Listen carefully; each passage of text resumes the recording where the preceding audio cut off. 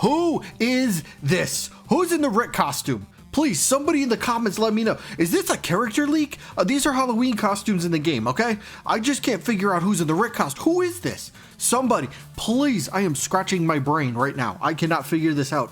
Why can I not figure? Is this a leaked character? Am I even allowed to show this? Like, what is this? Please, somebody, please let me know what this is. Who is this?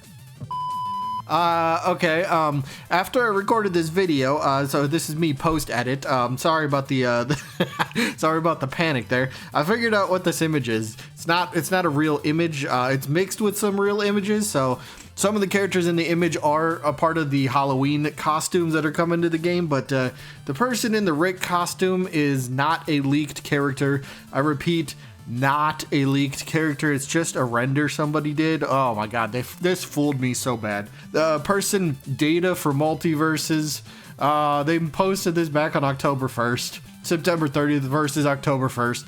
This is a Data character from the Goonies. Oh, this fooled me so much. Data, if you watch this by any chance, you probably won't, but if you do, fantastic job. You fooled the crap out of me. Okay, what is going on, Multiversers? Welcome back to the channel. We got a few things to talk about in today's video. Of course, well, I'm trying to figure out what the heck that was. Was that a character tease? I don't even know. That was absolutely crazy. I just found it online. So, maybe it's a thing, maybe it's not. But we got other things to talk about. So up first, in case you did miss it yesterday and you didn't watch the Into the Verse stream, well, there was a pretty heavy tease for an upcoming character, most likely going to be in season 4, probably the battle pass character. But at the very end of the stream, they posted this little clip of Nubia doing one of her taunts where she's holding an apple, but you could see the color drain from the apple, and that is a clear hint at Marceline from Adventure Time. Marceline is a vampire in well, as her character in Adventure Time, and what she does is she drains the color red from things, so as a vampire would do, right? So clear hint, Marceline should be coming to the game, most likely as a playable character in season 4, unless she's a surprise character for season 3. Are we getting 3 characters in season 3? Probably not. Probably not. So most likely season 4, but this was a clear hint towards the character. Up next, I want to talk about this one. We mentioned this in last week's video, but Ajax was posting a bunch of messages kind of hinting at a whole bunch of things. So first message there up at the top, it says, the after credits you soon shall see will mean exactly who you think it is. So again, we just went over what the tease was. That was the end credits, a hint towards Marceline. But he also mentioned pay close attention to the background during the stream.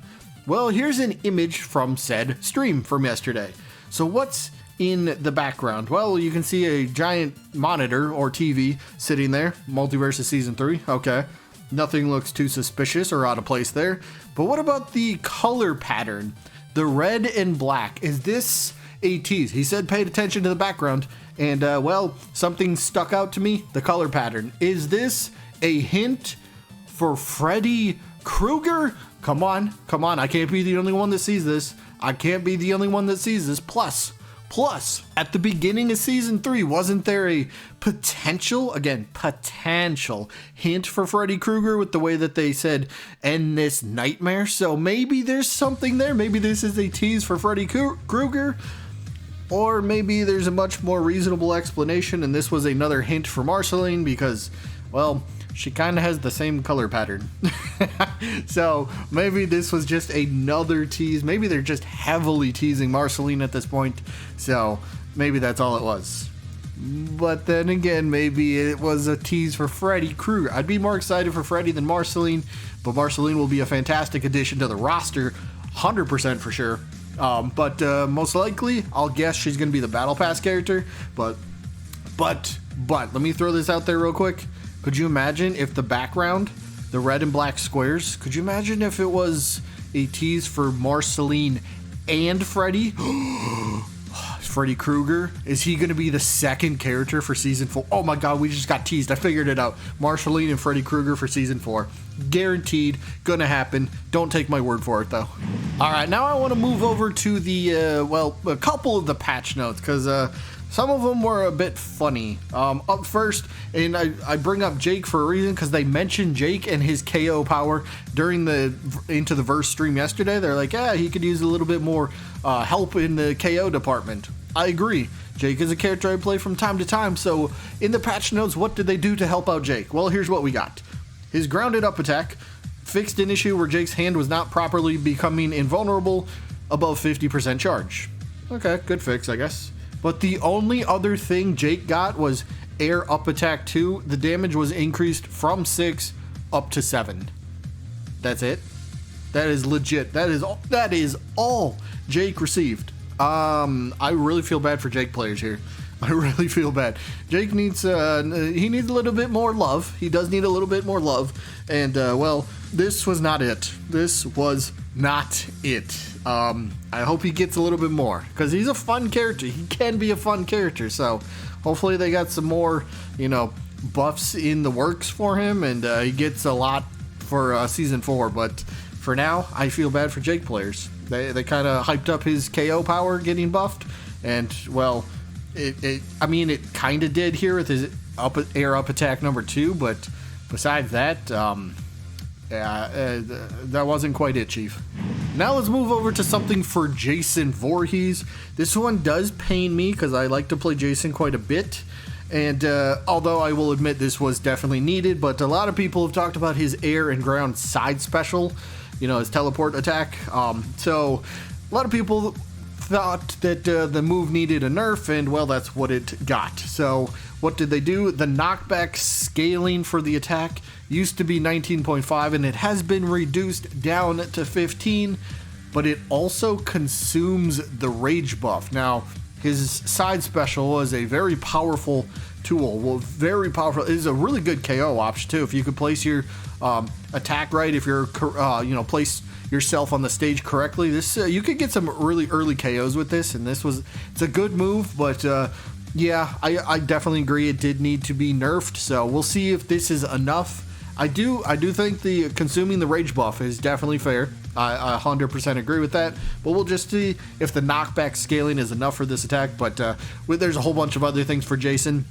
There's a whole bunch of changes and buffs and nerfs for almost every character, so don't really have time to go over that, because we'll be here for another 8.5 hours. Nobody wants to watch an 8.5 hour video listening to my voice, so we're just gonna move on to the next thing, which is Samurai Jack. And I'm glad I've dealt with this quite a bit, but what did they do? This is the only change for Samurai Jack. His air and ground side special.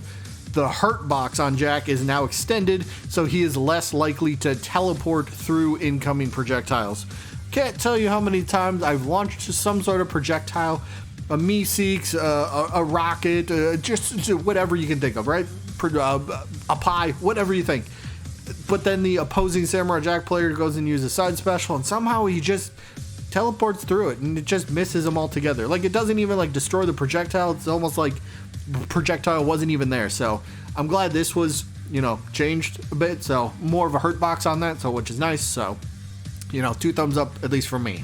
And in closing, another thing from the stream that if you didn't watch the stream, maybe you haven't heard of yet, but Multiversus is introducing a really cool tool to the game, and it's going to be called Testing Grounds. And this is going to be a place that players can go to test out new mechanics. Now, let's in case you haven't heard, this is a area in the game you just test out stuff. This is not, so for example, they said shielding is something that we will be able to test in Testing Grounds. Fantastic. I love the idea of Testing Grounds. Now, when you go play a PvP match, does that mean shielding's now in the game? No, that does not. Shielding is only being put in this testing ground part of the game. So it's just there for us to mess around with, to test, to figure out if it's working, if it's not working, if it's a good idea, if it's a bad idea. I know some people are fully against shields and grabbing in the game, but other people really want it. I, for one, don't think Multiversus necessarily needs shielding or grabs, but if they add it, okay, I'll adapt to it, and that's fine with me. But I don't think they needed to do this, but the fact that they're putting in this testing ground thing has me so excited. They also mentioned that they're going to be testing like jump heights as well, so Can't wait to see what else they come up with, but shielding could be coming to the game. Again, let's clarify this one more time. Just because a feature might be in the testing ground does not mean it will come to the full game. It can be tested, and if players just don't like it, maybe the idea gets scrapped altogether.